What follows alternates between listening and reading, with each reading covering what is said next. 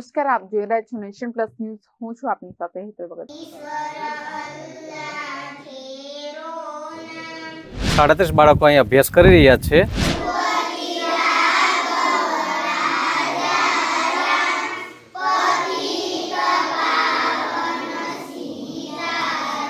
ત્રણ ઓરડા છે, ત્રણ ઓરડા જર્જરિત હાલતમાં છે.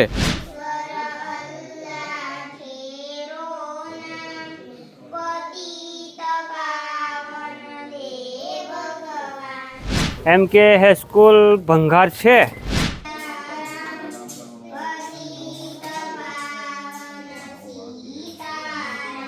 જર્જરિત ઓરડા 76 જેવા છે. વ્યવસ્થિત રીતે બનવા જોઈએ એવું અમારી ગણિત છે.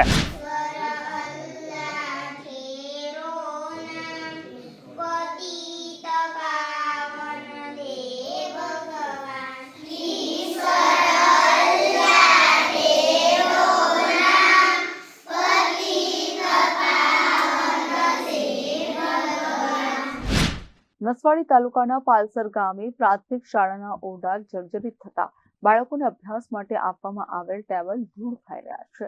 જ્યારે આદિવાસી વિસ્તારમાં જીવના જોખમે શિક્ષકો પણ જર્જરિત ઓરડામાં અભ્યાસ કરાવે છે. નસવાડી તાલુકાના પાલસર ગામે 1978માં 3 જેટલા પ્રાથમિક શાળાના ઓરડા બનાવેલ છે. આ તમામ ઓરડા જર્જરિત છે. જ્યારે કમ્પાઉન્ડમાં આવેલ એક ઓરડાની દિવાલ પણ પડી ગયેલી છે. સાથે જે શાળાના ઓરડામાં ધોરણ 1 થી 5માં 35 થી વધુ બાળકો અભ્યાસ કરે છે, તેઓને 2 ઓરડામાં બેસાડવામાં આવે છે. એમાં એક ઓરડો પતરાવાળો છે. તેની છત લાકડા સડી ગયેલ છે. તાર બાંધીને લાકડાને બાંધવામાં આવે છે. જ્યારે બાળકોને બેસાડવામાં આવે છે તે ઓરડા જર્જરિત છે અને ગમે ત્યારે ધરાશાયી થાય તેવી સ્થિતિ છે. હાલ તો બાળકોને જર્જરિત રૂમોમાં બેસાડવામાં આવે છે. જ્યારે ત્રીજો ઓરડો છે તે કમ્પાઉન્ડમાં આવેલો છે. તે ઓરડાની દિવાલ ધરાશાયી થઈ ગઈ છે. આ ઓરડો બાળકો કમ્પાઉન્ડમાં રમતા હોય અને ધરાશાયી થાય તો બાળકો દબાઈ જાય તેમ છે. જ્યારે બાળકોને ભણવા માટે ટેબલ આપવામાં આવેલા છે તે ટેબલ ધૂળ ખાઈ રહ્યા છે. બાળકોને ટેબલ ઉપર શિક્ષણ કાર્ય મેળવવા માટે આપવામાં આવતા નથી. MK હાઈસ્કૂલ ભંગાર છે અને એને પરિસ્થિતિ ખરાબ થઈ જાય છે અને સરવૈયું લાવીને અને એક પાથી નિહાર બનવું જોઈએ એવું અમારી માંગણી છે. જોખમ ખરું ને, જોખમ તો કોણ જવાબદારી લે? એટલે આ ભંગાર છે જ કહેવાય. અને આ તૈડો બી પેલપા બહુ પડી છે અને એના લીધે નિશાળિયા બેહાડતા નથી. અહીંયાથી છતાં બેહાડે છે પણ હવે કારું હદડે ને કારું નક્કી નહીં કહેવાય ને. માંગણી છે કે નિહાર હારી બનવા જોઈએ, સારી રીતે અને વ્યવસ્થિત રીતે બનવા જોઈએ એવું અમારી ગણિત છે. શાળાના શિક્ષકના જણાવ્યા અનુસાર ટેબલ ઉપર શિક્ષણ કાર્ય કરાવવા માટે મુશ્કેલી પડે છે. જ્યારે 2 રૂમ અને 2 શિક્ષક અલગ અલગ અભ્યાસ કરાવતા હોય ત્યારે પૂરેપૂરી જગ્યા બાળકોને મળે છે, પરંતુ શિક્ષણ કાર્ય માટે ટેબલ આપવામાં આવતા નથી. નસવાડી તાલુકાના પાલસર ખાતે આવેલી શાળાના ઓરડા તંત્ર બનાવતું નથી અને હાલ બાળકો જીવના જોખમે અભ્યાસ તો કરી રહ્યા છે, પરંતુ ઓરડા ધરાશાયી થાય તો મોટી જાનહાનિ થઈ શકે છે. પાલસર પ્રાથમિક શાળામાં 2નું મેકમ છે. 2 શિક્ષકો કામ કરે છે. એમાંથી એક શિક્ષક રજા પર છે.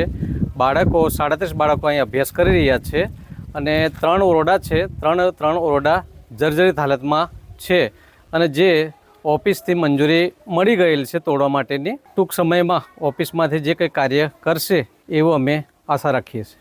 જોખમ તો ખરું. એકદમ સડી ગયેલા છે. કયા વર્ષની શાળા છે? શાળા લગભગ 1978ની શાળા છે. આ બહુ એકદમ જૂની જર્જરિત હાલતમાં છે.